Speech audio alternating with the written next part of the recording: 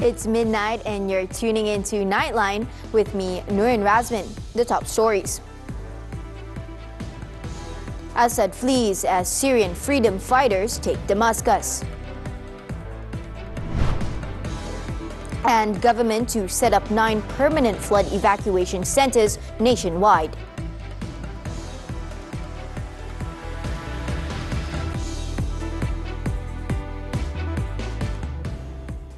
Good morning.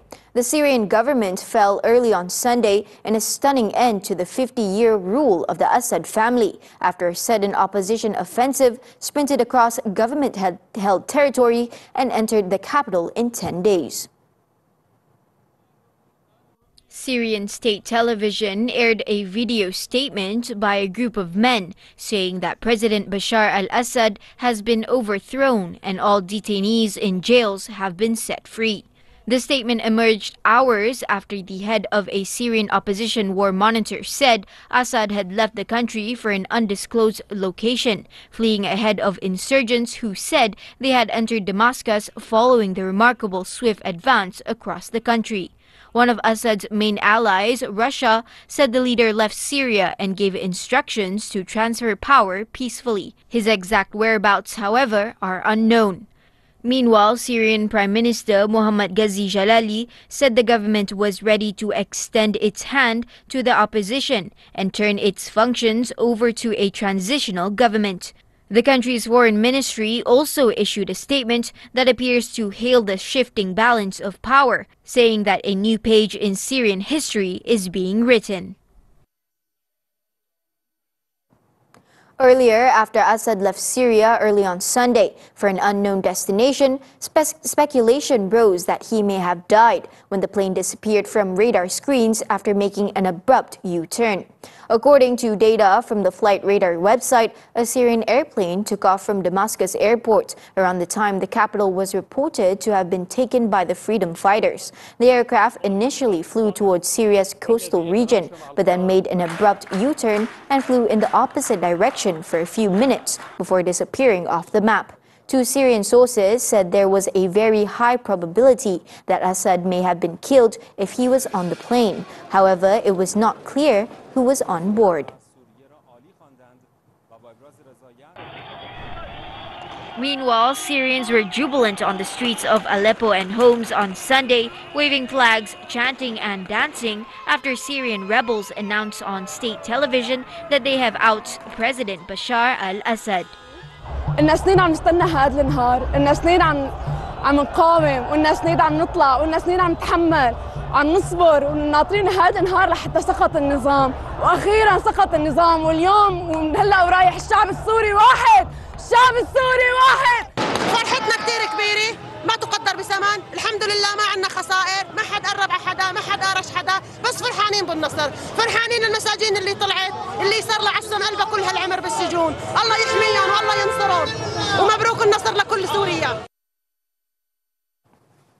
Meanwhile, 42 Malaysians in Syria are reported to be safe following reports of rebels entering the capital Damascus with no signs of army deployment. The Foreign Ministry, through the Honorary Consul of Malaysia in Syria, is actively in communication with Malaysians in the country.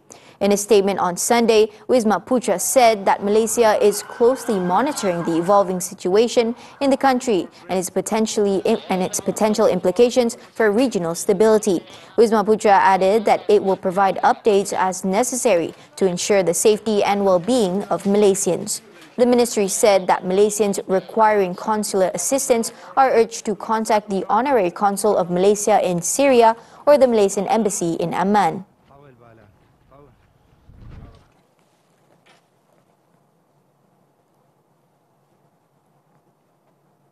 Back home, the government is working to set up 9 permanent flood evacuation centers, PPK, to mitigate damage to schools used as temporary evacuation centers, PPS. Deputy Prime Minister Datuk Seri Ahmad Zahid Hamidi said 1 permanent evacuation center would be set up in each high-risk state to address the high maintenance costs incurred during floods. Kos untuk menyelenggara semula pusat pemilihan sementara di sekolah-sekolah ini terlalu tinggi, yang kesian sekolah-sekolah berkenaan. terutamanya apabila kelas-kelas terpaksa diperbaiki semula. Zahid was met by the media after the Rural Road Project handover ceremony in Sungai Besar. In the meantime, 32 Bailey bridges are being readied for deployment nationwide. Zahid also said the Public Works Department's JKR, in collaboration with the Army Corps of Engineers, were carrying out engineering and soil testing processes at 7 locations. So far, 2 Bailey bridges have already been installed in Kelantan, namely in Rantau Panjang and Pasir Mas. Meanwhile, the Malaysian Communications and Multimedia Commission, MCMC, is ready to address connectivity challenges in flood-affected areas during the anticipated second wave of floods. According to Communications Minister Fahmi Fadzil, MCMC will prioritize the repair of damaged transmission towers to ensure uninterrupted communication for residents during emergencies. Kita akan terus memantau prasarana telekomunikasi, terutama menjelang apa yang dijangka gelombang kedua banjir yang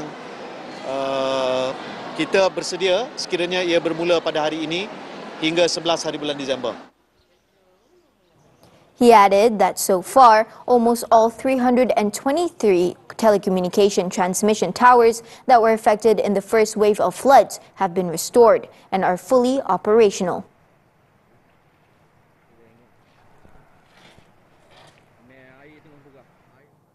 In the meantime, Met Malaysia has advised the public to remain calm and not panic over the impending second wave of floods.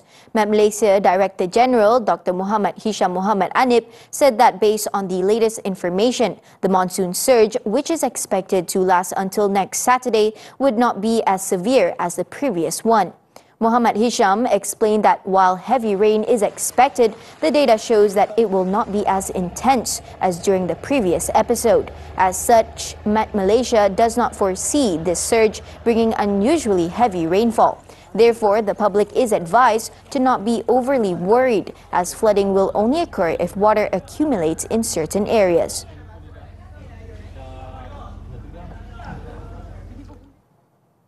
Meanwhile, all flood-hit schools must be thoroughly cleaned to ensure they are safe and conducive before students return to resume the school session. Education Minister Fadlina Siddiq said safety is a top priority to ensure that learning sessions proceed smoothly. Dari segi aspek pembelajaran, kita mahu sekolah ini segera dibersihkan dan keselamatan diutamakan kerana anak-anak mesti kembali ke sekolah selepas mereka selesai PDPR. She was met by the media after a visit to Sekolah Menengah Kebangsaan Seri Gunung in Alor Star, Kedah. When asked about the estimated losses, she said the ministry is still gathering information from the relevant schools. Fadlina explained that while the ministry does have an estimate of the losses incurred, they would need the exact figures from the state education departments in order for them to address the issue promptly. She added that disaster funds are available for schools to apply for immediately in the case that there is damage that could incapacitate the school institution. Commenting on the situation in Kedah, Fadlina said 19 schools had been affected by flooding. However, most of the schools have resumed operations, with only a handful still implementing the home-based teaching and learning system.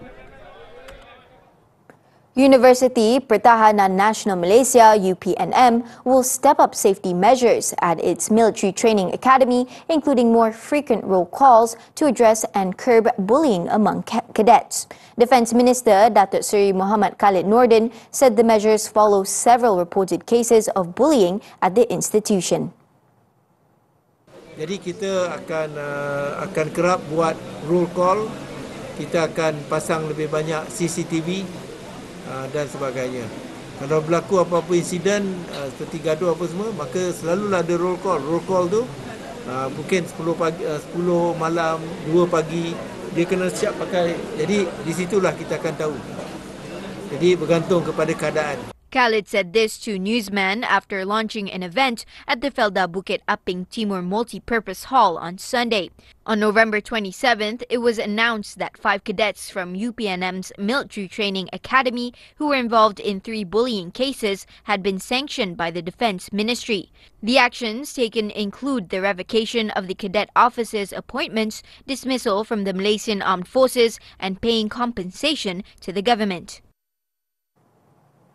Now, 3 men and a woman were the first individuals arrested in a police crackdown on illegal border crossings across the Kelantan-Thailand border, which came into effect on December 1st. The 2 Malaysians and 2 Thais, aged between 33 and 50, were nabbed at separate illegal bases in Rantau Panjang.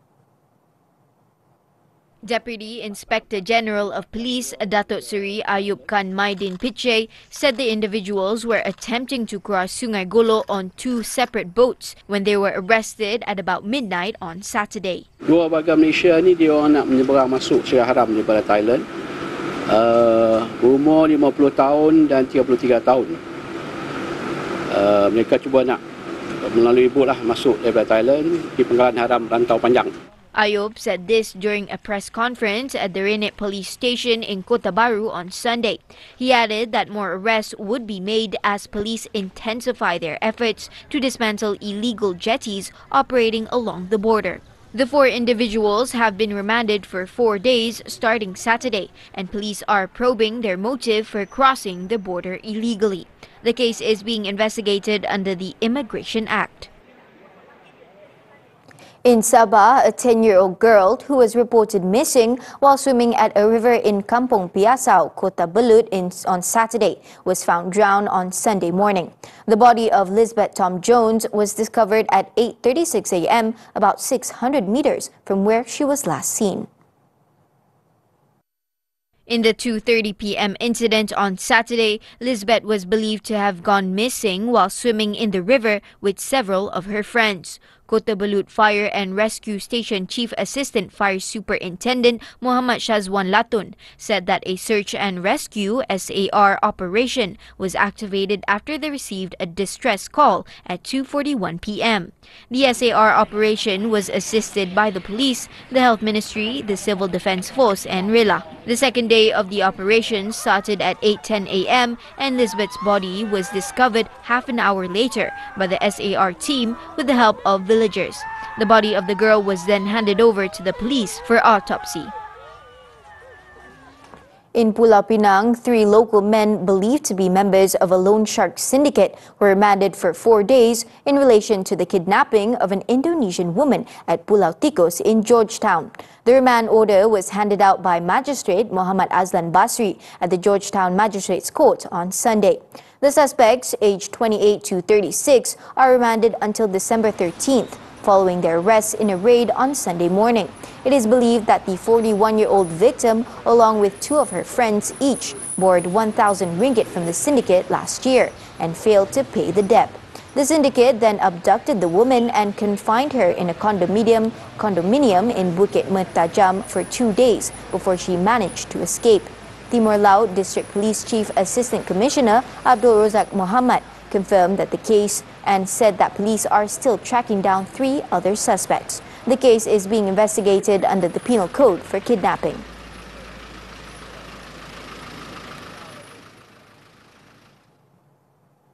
Authorities raided 9 entertainment centers and 7 hotels around Jalan Cangkat, Bukit Bintang in the wee hours of Sunday in a joint operation to weed out prostitution and other illicit activities. In the operation, a total of 110 individuals, including a number of foreign nationals, were detained.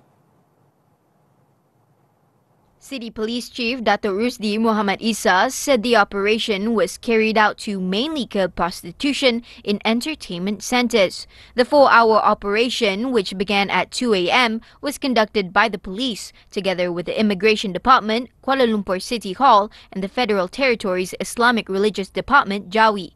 Police detained 41 individuals, including 23 men and 12 foreign women, for various offences.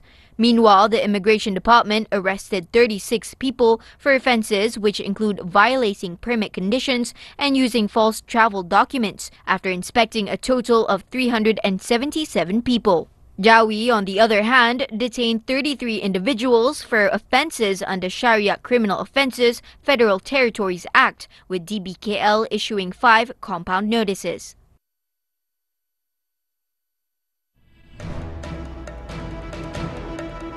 Aisha Rania stuns field with win. The 2024 KL International Junior Open Championships after this breather. Selepas hampir 2 dekad, rancangan realiti TV terhebat kembali dengan lebih segar dan penuh kejutan.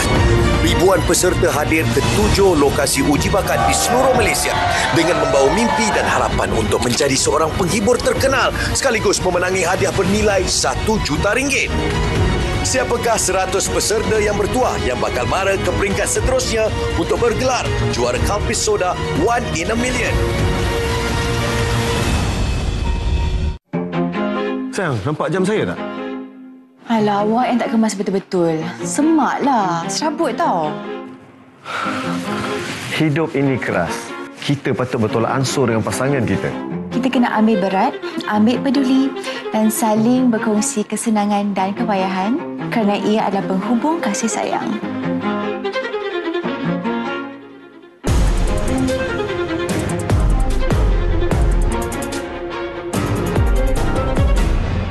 Hai sayang.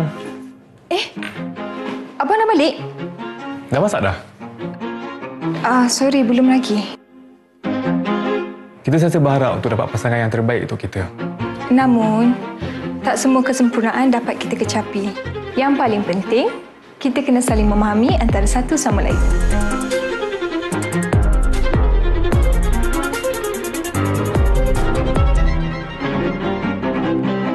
Aik setuju kahwin Karina. Dia ingat dengan Aik kahwin lain boleh selesaikan semua masalah.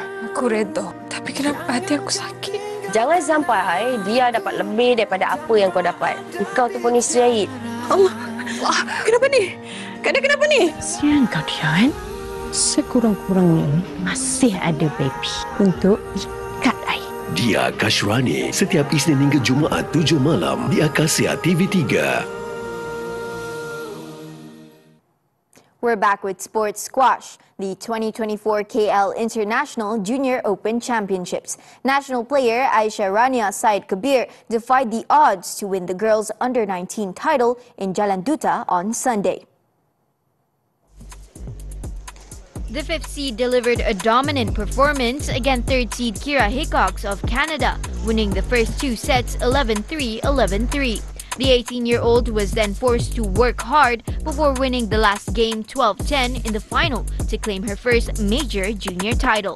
Previously, Aisha defeated top seed Angry Go in the quarterfinals and Australia's Joanne Joseph in the semi-finals en route to the final. Turning to weightlifting, the 2024 International World Championships. National weightlifter Anik Kasdan made Malaysia proud once again by clinching 2 silver medals in Manama, Bahrain on Sunday. Competing in the men's 61 kilograms category, the 22-year-old initially placed 4th in the snatch event with a lift of 130 kilograms. The 2022 Birmingham Commonwealth Games gold medalist, however, staged a comeback in the clean and jerk event, lifting 166 kilograms to claim silver. The Johor-born athlete recorded a total lift of 296 kilograms to back his second silver medal behind North Korea's Park Myong-jin, who took gold with 305 kilograms. Vietnam's Tran Anh Tuan claimed the bronze with a total lift of 291 kilograms. Now on to football, the 2024 ASEAN Cup. Harimau Malaya survived a scare against Cambodia, fighting back to secure a 2-2 draw in their Group A clash on Sunday. Pau Marti Vincente's side struck first in the 35th minute when Daniel Ting delivered a pinpoint cross for Stuart Wilkin, whose towering header found the back of the net. The Angkor Warriors, however, managed to level the score 7 minutes after the interval through Abdel Koulibaly's strike. before substitute Tissa made it 2-1 on the hour mark to put Cambodia ahead. Malaysia were quick to react as Fergus Tierney came off the bench and scored in the 74th minute to level the score once again. With the draw, Harimau Malaya will now shift their focus on a must-win match against Timor-Leste at the National Stadium in Bukit Jalil on Wednesday. Still on football, the German Bundesliga. Amidst Harry Kane's absence, Jamal Musiala came off the bench and scored twice as Bayern Munich beat Heidenheim 4-2 on Saturday. Dayot Upamecano opened the scoring for the hosts after heading home a Joshua Kimmich corner in the 18th minute.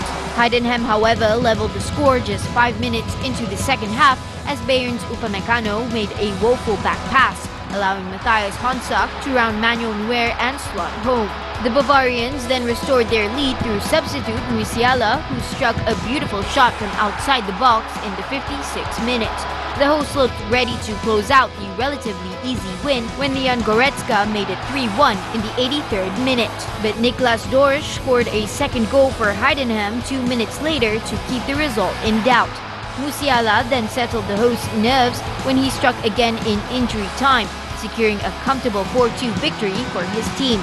With the result, Vincent Kompany's side remains top of the table with 33 points and a 6-point gap with second place Eintracht Frankfurt. Earlier, Frankfurt and Augsburg played out a thrilling 2-2 draw with all 4 goals coming in a dramatic second half.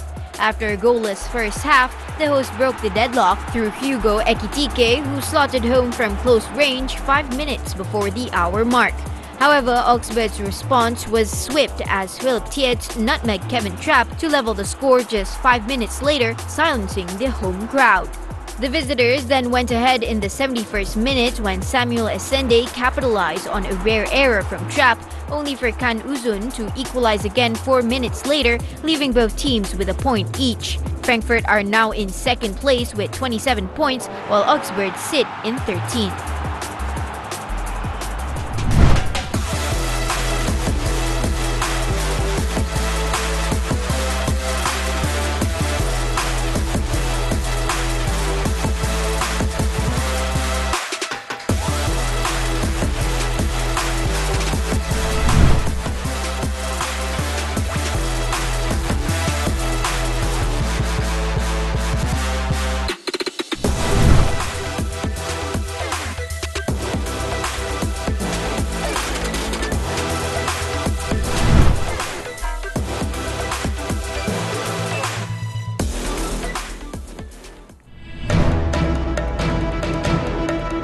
Two killed as Storm Dara batters UK, Ireland.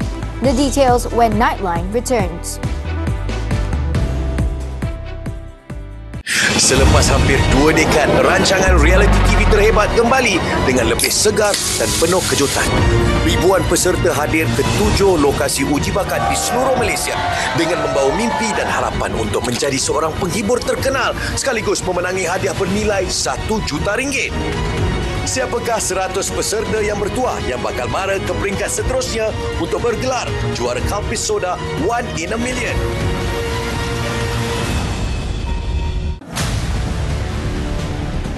Lapangan terbang jadi lubuk pemandu kereta sewa haram. Memang salah. Puan memang. You sebut dah memang salah. You sendiri tahu salah. Ejen tutup mata, keselamatan diabaikan. Gunakan kenderaan persendirian, lepas tu bawa pula orang foreigner. Sepatutnya abang kena erase benda ni betul-betul lah. Saksikan 999 Selasa jam 9 malam di TV3 dan stream sekarang melalui Tonton.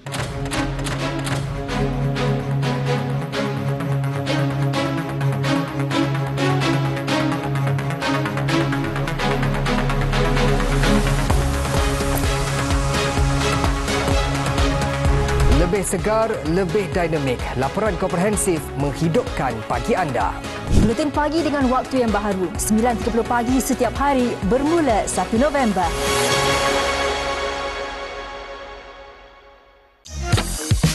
Dan ini bahagian kepala dia. Yang mahir makan temmelok ni memang kuasan telundu, babanza, iban seboyang. Memang betul-betul sedap. Belum berjumpa, betul-betul penat sekali. Bila dah jumpa, tenang hati, tiba-tiba belah, terus masuk mulut. Wow, termelok.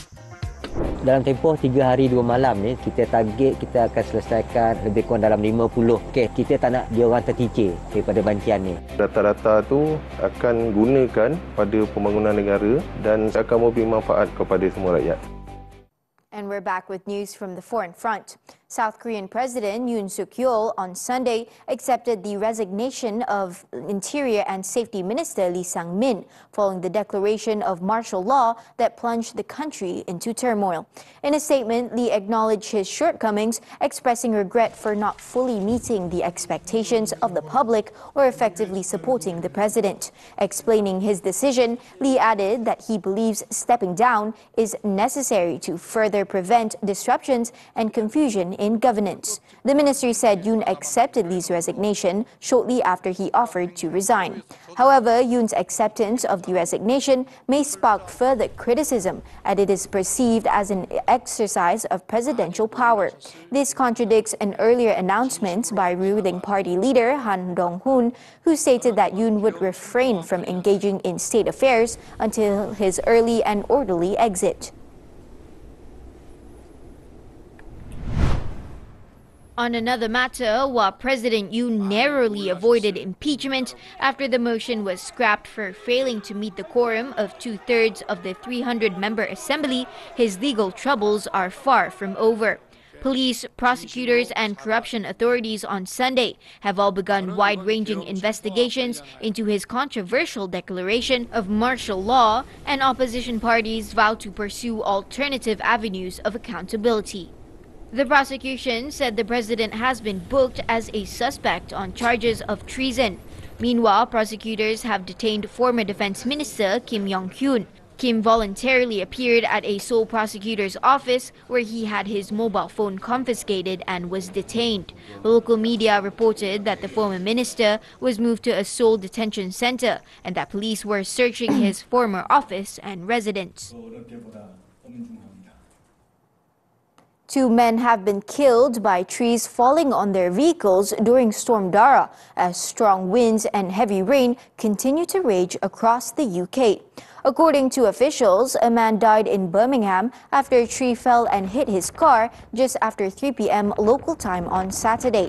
Meanwhile, in Lancashire, a man in his 40s also died after a tree fell onto his van. Gusts of up to 150 kilometers per hour battered multiple areas as the storm caused significant disruption in South Wales, Western England and Northern Ireland, with many train services and flights cancelled. Hundreds of thousands of homes were also left without power across the country, with thousands left without supply.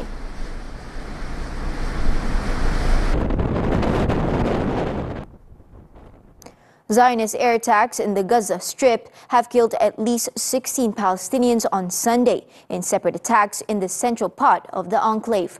5 members of one family, including children, were killed in an attack on a camp for displaced people in Deir el-Balah as they slept, while dozens of others were injured in the attack.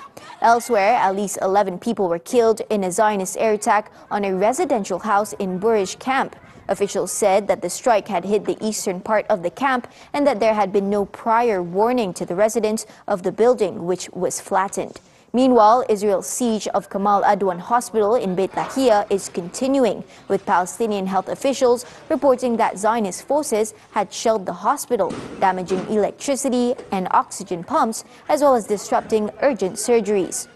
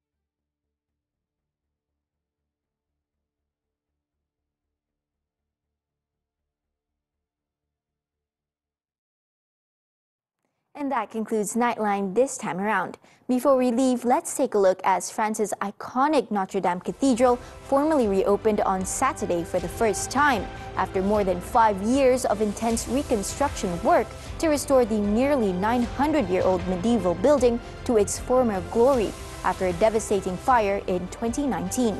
With that, I'm Nurin Razmyn. Thank you for watching and stay safe.